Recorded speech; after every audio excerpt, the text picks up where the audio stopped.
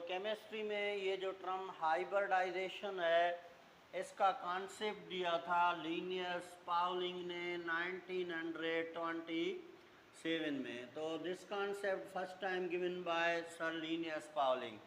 अभी हाइब्रिडाइजेशन क्या होती है, तो हाइब्रिडाइजेशन को हम डिफाइन करते हैं कि ये एक प्रोसेस है जिसमें ऑर्बिटल की मिक्सिंग होगी। तो ऐसा प्रोसेस जिसमें ऑर्बिटल को मिक्स करें। अब ये जो ऑर्बिटल्स मिक्स होंगे उनकी एनर्जी नियरली सेम होगी, but their shape must be a different. तो ऐसा प्रोसेस जिसमें नियरली सेम एनर्जी और डिफरेंट शेप के ऑर्बिटल्स आपस में मिक्स होंगे, और ये जब मिक्स होंगे तो ये एक न्यू टाइप के ऑर्बिटल बनाएंगे, और जो न्यू टाइप के ऑर्बिटल बनेंगे उनकी शेप भी सेम होगी और एनर्जी भी सेम होगी।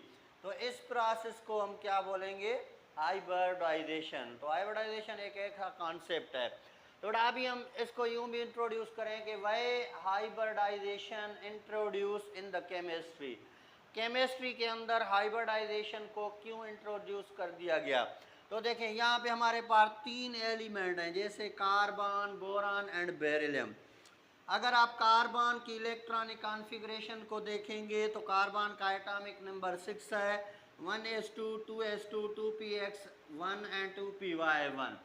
अभी कार्बन की अगर इलेक्ट्रॉनिक कॉन्फ़िगरेशन देखेंगे तो कार्बन के पास इस इलेक्ट्रॉनिक कॉन्फ़िगरेशन के अंदर 2 अनपेयर्ड इलेक्ट्रॉन है, एक 2px के पास है और एक 2py के पास है।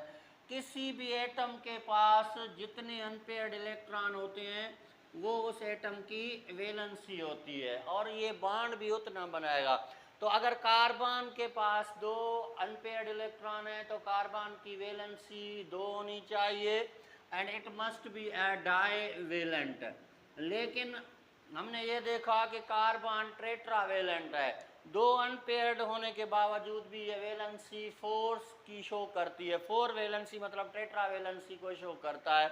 इसी तरह बोरान है, 2px में 1 इलेक्ट्रॉन है, इसके पास एक अनपेयर्ड है, तो बोरान की वैलेंसी 1 होनी चाहिए। लेकिन इसी के बावजूद भी बोरान जो है वो 3 वैलेंसी शो करता है, मतलब है इट बिकम अ ट्राईवेलेंट। अगर बेरिलियम को देखें तो 1s2 2s2, अभी 1s भी कंप्लीटली फिल्ड है, 2s भी कंप्लीटली फिल्ड है, तो बेरिलियम के पास कोई भी अनपेयर्ड इलेक्ट्रॉन नहीं है। इसका मतलब है इसकी वैलेंसी 0 होनी चाहिए, लेकिन इसके बावजूद भी इसकी वैलेंसी 2 है और ये डाईवेलेंट है। तो ये एलिमेंट्स हैं जो इनकी वैलेंसी में कुछ प्रॉब्लम थे।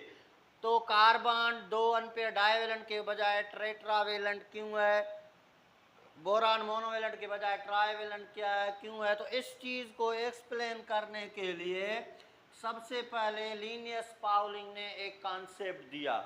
अकॉर्डिंग टू लिनियस पाउलिंग ने ये बात कह दी कि कार्बन टेट्रावेलेंसी इसलिए शो करता है क्योंकि कार्बन की एक्साइटेड स्टेट में जो कॉन्फ़िगरेशन होती है वो ये है कि 2a से एक इलेक्ट्रॉन शिफ्ट हो जाता है 2pz में। तो this is called excited state electronic configuration of carbon. तो कार्बन एक्साइटेड स्टेट में जब 4 अनपेयर्ड इलेक्ट्रॉन रखता है तो इसकी वैलेंसी 4 हो जाएगी। इसी वजह से कार्बन टेट्रावेलेंट है, और यही रीज़न है कि कार्बन की वैलेंसी 4 होती है। लेकिन जब लिनियस पाउलिंग ने ये बात कह दी कि कार्बन टेट्रावेलेंसी तब शो करेगा जब इसका इलेक्ट्रॉन एक्साइटेड हो जाएगा 2pz में, और उसके बाद ये कोवेलेंट बॉन्ड बनाएगा, और कोवेलेंट बॉन्ड बनाने के बाद इसकी जो इस वैलेंसी हो जाएगी वो टेट्रावेलेंट है। तो अगर हम यहाँ पे देखें कि लिनियस पाउलिंग के इस कॉन्सेप्ट को कि अगर हमारे पास मॉलिक्यूल है मीथेन CH4, अभी कार्बन के पास 4 अनपेयर्ड इलेक्ट्रॉन है और इसने बॉन्ड कर दिए 4 हाइड्रोजन के। तो कार्बन के पास जो 4 अनपेयर्ड इलेक्ट्रॉन है, एक एस ऑर्बिटल के पास है, एक 2px के पास है, एक 2py और एक 2pz। अगर हम यहाँ पे देखें कार्बन, तो कार्बन के पास ही फॉर एग्जांपल ये px ऑर्बिटल है, py ऑर्बिटल है और pz ऑर्बिटल है। तो ये देखें ये भी p ऑर्बिटल में एक अनपेयर्ड इलेक्ट्रॉन है, p ऑर्बिटल में अनपेयर्ड इलेक्ट्रॉन है, p ऑर्बिटल, और ये s ऑर्बिटल में अनपेयर्ड इलेक्ट्रॉन है। तो कार्बन के पास 4 अनपेयर्ड इलेक्ट्रॉन है, जिसमें एक s ऑर्बिटल में है और 3 p ऑर्बिटल में। अब ये कार्बन 4 बॉन्ड बनाता है विथ हाइड्रोजन, तो एक बॉन्ड इस हाइड्रोजन के s ऑर्बिटल से बनाया, एक हाइड्रोजन s ऑर्बिटल से ओवरलैप किया, एक इस हाइड्रोजन के इलेक्ट्रॉन को ओवरलैप किया और एक इस हाइड्रोजन। तो इसी तरह कार्बन के 4 बॉन्ड बन गए और इसी तरह जो मॉलिक्यूल बन गया दैट इज CH4। तो यहाँ पे कार्बन ने वैलेंसी 4 शो कर दी, इसके पास टेट्रावैलेंसी है और इसके पास 4 बॉन्डेड एटम है। लेकिन यहाँ पे जब हमने स्टडी की स्ट्रक्चर ऑफ मीथेन, तो बेटा जब हमने मीथेन की स्ट्रक्चर को स्टडी किया तो हमें ये पता चला कि मीथेन की जो स्ट्रक्चर है it is a regular or planar structure. Methane को रेगुलर यहाँ प्लेनर स्ट्रक्चर है, लेकिन लीनियस पाउलिंग के इस कॉन्सेप्ट के थ्रू इसकी स्ट्रक्चर इरेग्युलर होनी चाहिए, लेकिन इसके बावजूद भी रेगुलर है। अब कैसे कि देखें यहाँ पे 3 p ऑर्बिटल है, तो ये भी बॉन्ड लेंथ सेम साइज की होगी, ये भी बॉन्ड लेंथ सेम साइज की, तो यहाँ पे 3 बॉन्ड लेंथ इक्वल साइज के होंगे। और ये जो नंबर 4 बॉन्ड लेंथ है, मतलब है s ऑर्बिटल वाला, उसकी बॉन्ड लेंथ कम होगी क्योंकि s ऑर्बिटल की साइज स्मॉल है। तो फॉर एग्जांपल ये 3 बॉन्ड लेंथ सेम है क्योंकि 3 p ऑर्बिटल हैं और एक स्मॉल साइज s ऑर्बिटल है, तो यहाँ बॉन्ड लेंथ कम होनी चाहिए, लेकिन फिर भी मीथेन की स्ट्रक्चर रेगुलर है।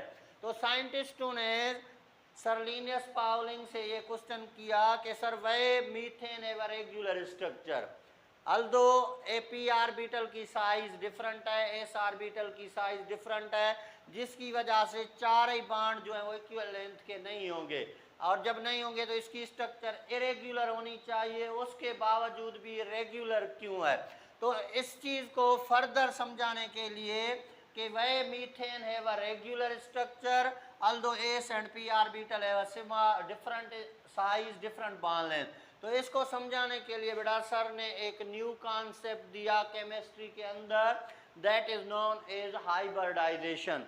तो लीनियस पाउलिंग ने कहा कि इसका रीज़न ये है कि कार्बन के पास एक s ऑर्बिटल है और 3 हमारे पास कार्बन के पास 3 क्या है p ऑर्बिटल है, इनकी साइज डिफरेंट है, शेप डिफरेंट है, तो इनकी स्ट्रक्चर इरेगुलर होनी चाहिए। लेकिन सर ने कहा कि ये जो ऑर्बिटल्स हैं ये बॉन्ड बनाने से पहले आपस में मिक्स होंगे, these orbitals mixed with each other. अब ये जब ऑर्बिटल आपस में मिक्सअप होंगे तो ऑर्बिटल के मिक्सअप होने के प्रोसेस को हम क्या बोलेंगे, हाइब्रिडाइजेशन। और सरकार ने कहा कि ये जब ऑर्बिटल मिक्स होंगे तो ये मिक्स होकर न्यू ऑर्बिटल्स बनाएंगे, और ये जो न्यू ऑर्बिटल्स बनेंगे इन न्यू ऑर्बिटल्स की शेप साइज एनर्जी सेम हो जाएगी। तो इस प्रोसेस को हमने नाम दिया क्या बेटा, हाइब्रिडाइजेशन। और सर कहता है अब ये जो ऑर्बिटल्स बनेंगे ना, now they are known as a hybrid orbitals. अब ये हाइब्रिड ऑर्बिटल बन गए तो कार्बन के 4 एटॉमिक ऑर्बिटल जिनकी शेप डिफरेंट थी आपस में मिक्स होके उन्होंने न्यू ऑर्बिटल्स बनाए, दैट इज हाइब्रिड ऑर्बिटल। अब हाइब्रिड ऑर्बिटल की शेप एनर्जी सेम है, इसी वजह से अब कार्बन के पास 4 हाइब्रिड ऑर्बिटल हैं तो 4 ही तरफ से उसकी लेंथ सेम होगी, और यही रीज़न है कि कार्बन को रेगुलर स्ट्रक्चर है। तो इस चीज़ को एक्सप्लेन करने के लिए सर ने कॉन्सेप्ट दिया हाइब्रिडाइजेशन का। तो हाइब्रिडाइजेशन एक ऐसा प्रोसेस है जिसमें डिफरेंट शेप के एटॉमिक ऑर्बिटल मिक्स होके न्यू शेप के या सेम शेप सेम एनर्जी के ऑर्बिटल बनाएंगे, and that orbital is known as a hybrid orbital.